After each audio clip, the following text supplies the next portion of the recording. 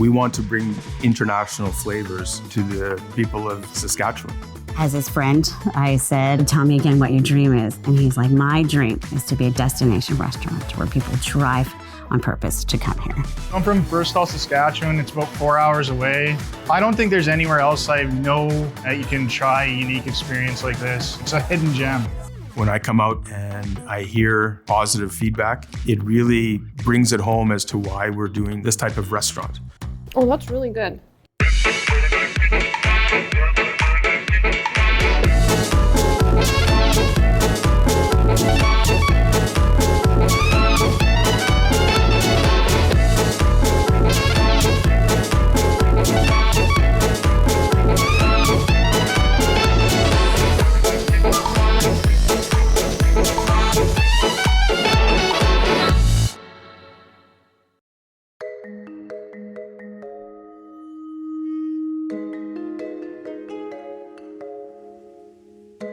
I'd always had my hand in the restaurant industry. Dishwasher, host, bartender, waiter. Never really a cook, but I always had a love and a passion for cooking. And so whenever I had the opportunity to travel, my main focus was not the sun and the beach. My main focus was, what is the food like? Perhaps I missed my calling when I became a lawyer. Perhaps I should have went to culinary school, but I didn't. After about 17 years, I was making plans to try to get out of the law. I saw that this building was for sale, never heard of Lafleche before, and thought, why don't I go take a look at it? Met with the real estate agent, and then I was 100% committed to bring this restaurant, Trigo, to life.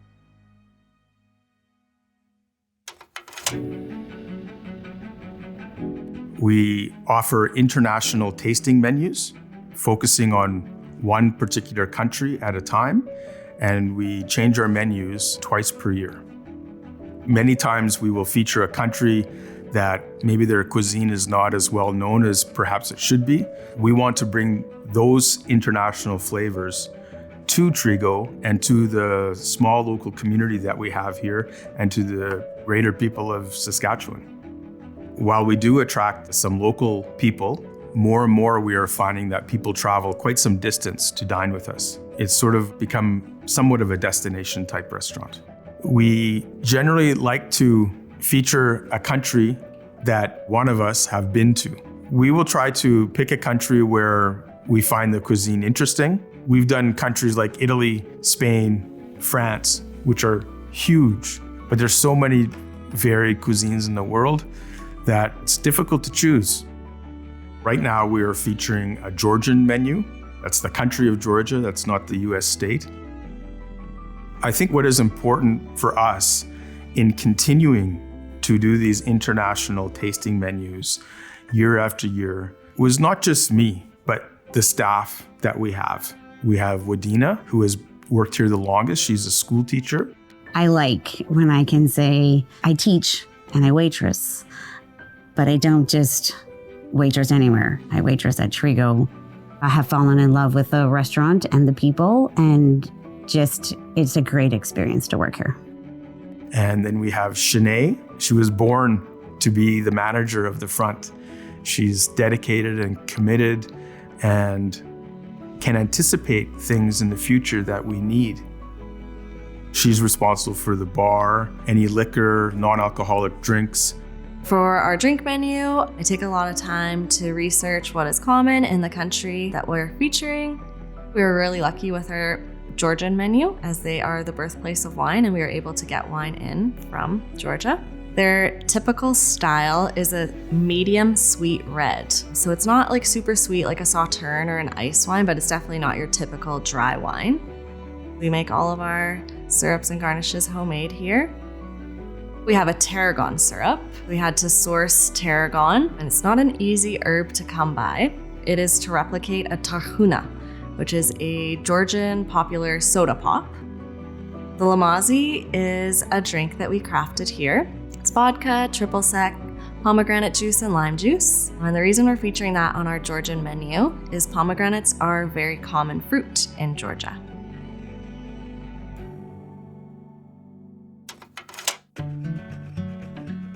Today we're going to be making the Lamazi, which is a featured cocktail on our Georgian menu. Lamazi means beautiful in Georgian. In the Lamazi, we have vodka, triple sec, some pomegranate juice, and some lime juice. We start by taking 3/4 of an ounce of vodka, 1/4 ounce triple sec, and we put that into our shaker with ice. 1/4 ounce of lime, and then 2 ounces of pomegranate juice. Pomegranates are a common ingredient in Georgian cuisine. And then we shake that all up.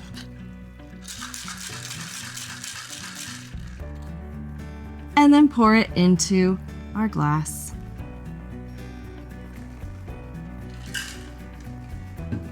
The Lamazi gets topped with a dehydrated lime wheel.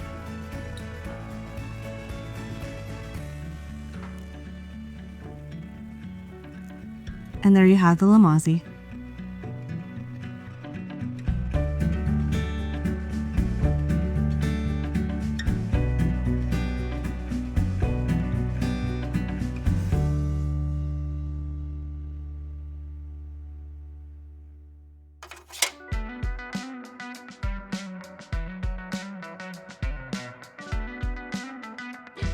Our next menu is going to be featuring the country of Ghana. And some of the items that we're going to have on that include lots of soups or stews.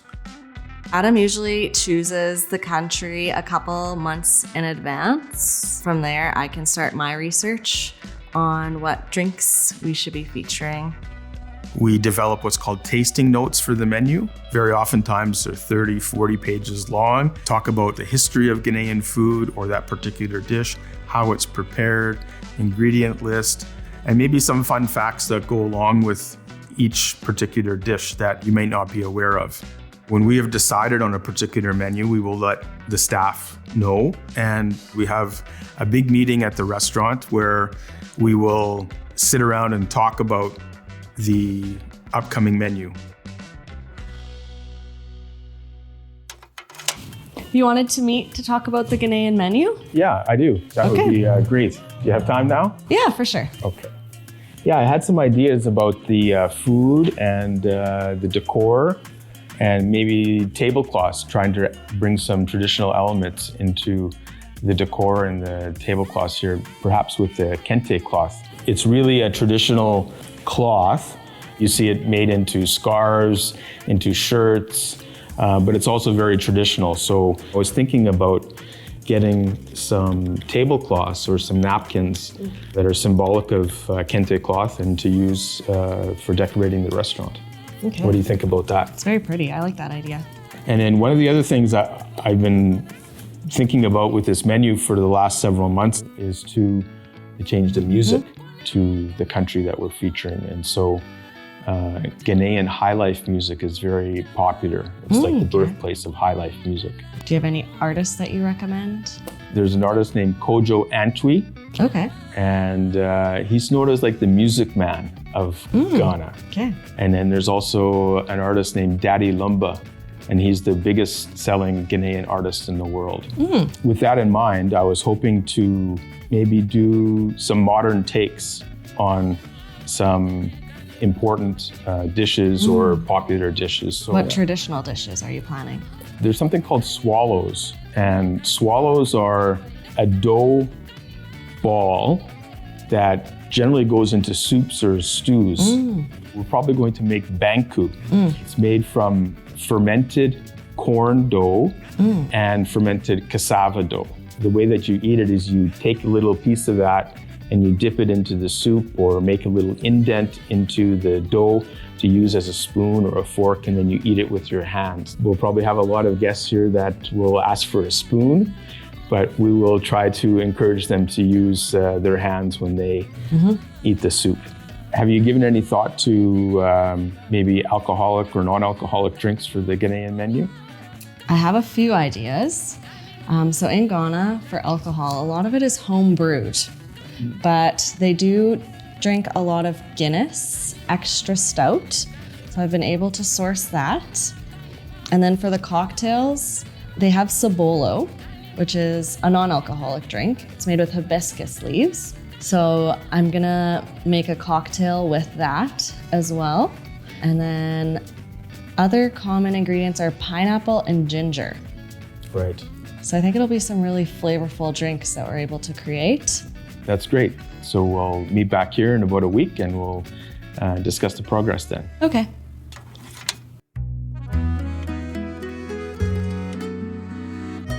The inspiration behind the Georgian menu, my assistant in the kitchen, she had said, oh, in the Ukraine, Georgian restaurants are ubiquitous. They're sort of everywhere. And I think there may be one Georgian restaurant in the prairies, I think in Winnipeg. Really, there's no other restaurant that serves this type of food in Saskatchewan. One of the things that we try to do here at Trigo is to bring different cuisines to the local community that people would not otherwise have the opportunity to try. So on the Georgian menu, we're serving kinkali, which is a pork and beef dumpling, satsivi, which is a cold turkey dish, and adjuruli khachapuri, which is a cheese bread. This khachapuri is shaped like a boat. We make a little spot in the center of the boat where the cheese is, and we drop an egg yolk into that. This is to signify, as folklore would have it, the fishermen that go out to the sea for the day's catch. And so when they navigate home, usually the sun is coming up. That sun is represented by that egg yolk. Today we're going to be making emeruli khachapuri, which is a famous cheese bread from the country of Georgia. So we have our dough here and we've let it rest for a while so the gluten has relaxed. And we're just gonna roll it out a little bit. So the dough is just about ready here. And now we're just going to shape it. So we're gonna pull up the sides, kind of roll it over.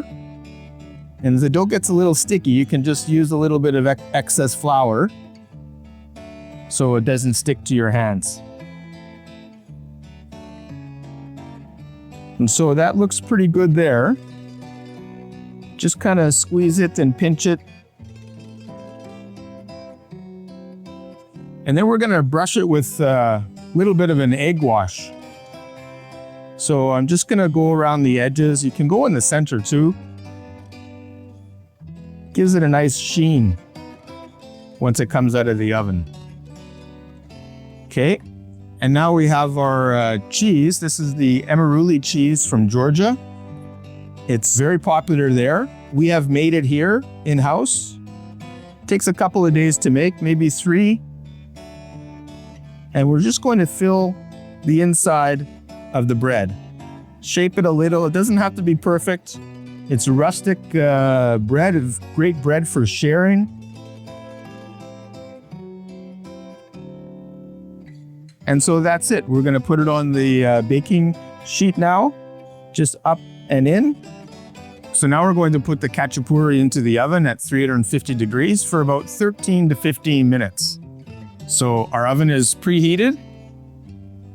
And here we go.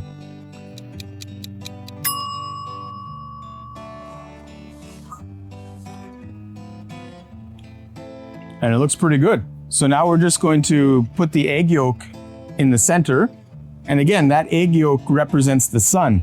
And I'm just gonna make a little indentation in the center.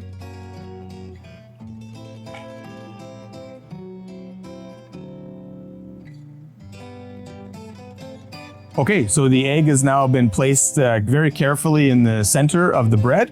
And it's gonna go back into the oven for about 3 to 4 minutes, so that the egg can just set a little bit and warm through. And then once it comes out, we'll be ready to plate.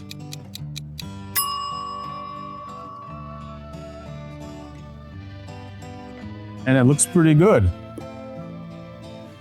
And we're just going to plate it now on our wooden board.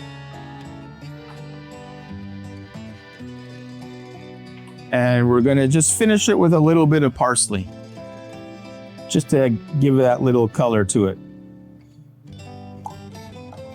And that's our Ajaruli Khachapuri.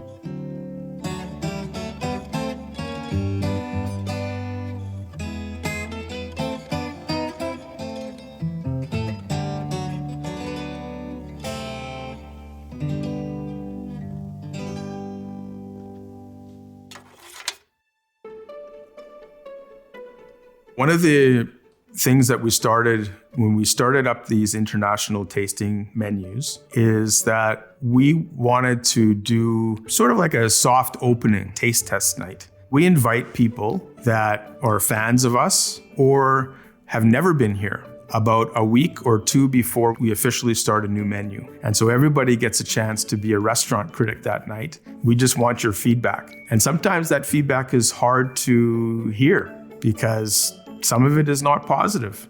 We will make adjustments and make some changes to dishes from the feedback that we receive. Good afternoon. How is everyone doing? Very good. Great. So we thought we'd introduce little dish that we're experimenting in the kitchen right now. We have an upcoming menu featuring the country of Ghana. So this is a Ghanaian street food or a little bit of a snack dish. It's called kele wele. Okay, hope you enjoy it. Thank you. Quite soft, actually. I'm trying to think what it looks like. Yeah, when you dug into it, I wasn't expecting that. Oh, that's really good. It sounded like there would be a nice bite to them. Yep. Cayenne pepper. I like spicy, so. It's still a little warm too. But it's really good. It's really good. You like it? I like it. It's very nice. I like the crunchiness of the charred part. Yeah, me too. But it's very sweet. What do you think, Joe? Well, it's got a kick to it. The more you have, the more you can feel that spice building. And it's quite nice, though.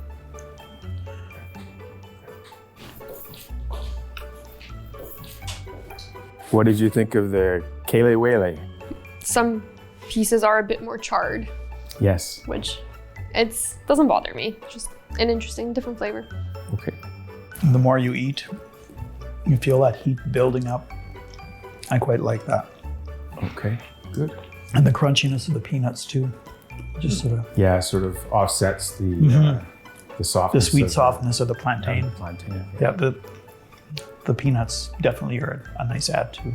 It's not something I want to eat a lot of, right? I just want to have a couple of bites of it. And like as Kyle said, the spice builds is nice.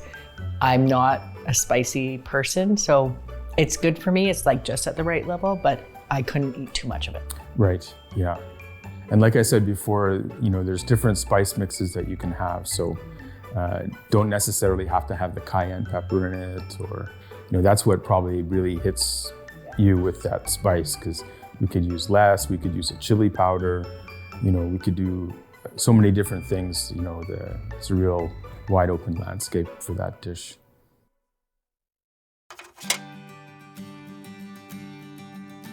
I feel grateful and proud of what we've been able to accomplish here. When I come out to talk with our guests at the end of the evening and I hear their positive feedback, it really brings it home as to why we're doing this type of restaurant. I can't do it on my own. I might get emotional here, but we were thinking about closing, As his friend, I said, tell me again what your dream is. And he's like, my dream is to be a destination restaurant where people drive on purpose to come here. And I go, and when you are like 90 and you haven't done it, will you be able to live with yourself? I remember like in grade 4 or 5, there was these little things on the wall in the classroom. Shoot for the stars. If you don't get there, you're gonna land pretty high anyways. And he asked me if I will support him through that dream of his. And I told him that I would support him. And and here we are today.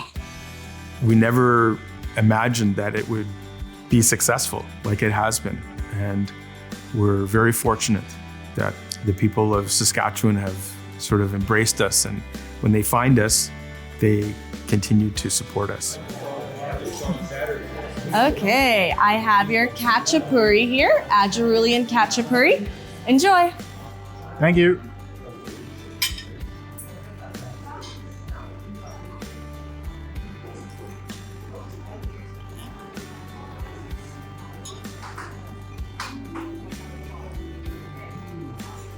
Holy.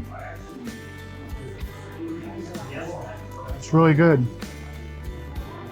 It's probably like the best pizza dough with an egg in the center that I've ever had.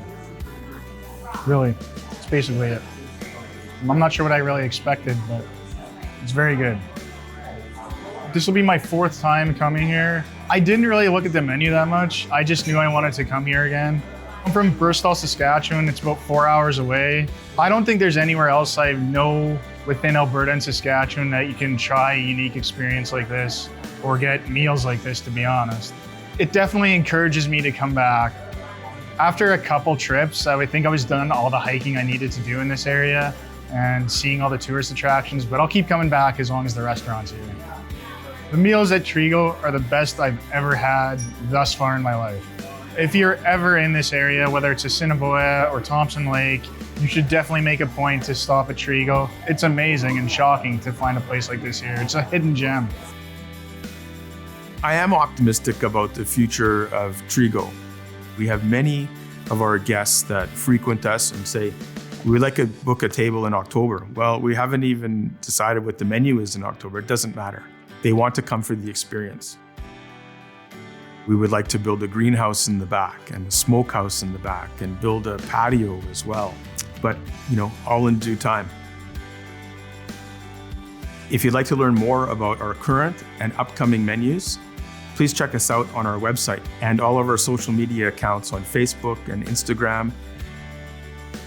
I don't plan to return to the practice of law. I'm in the restaurant business now and in the weeds. I just can't start again.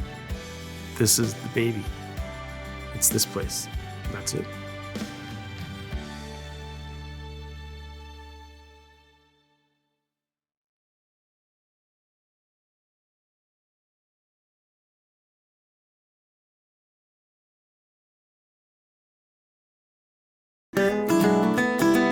Is there a restaurant or beverage producer you'd like to see featured on maxTV Local? Let us know at SaskTel.com/local.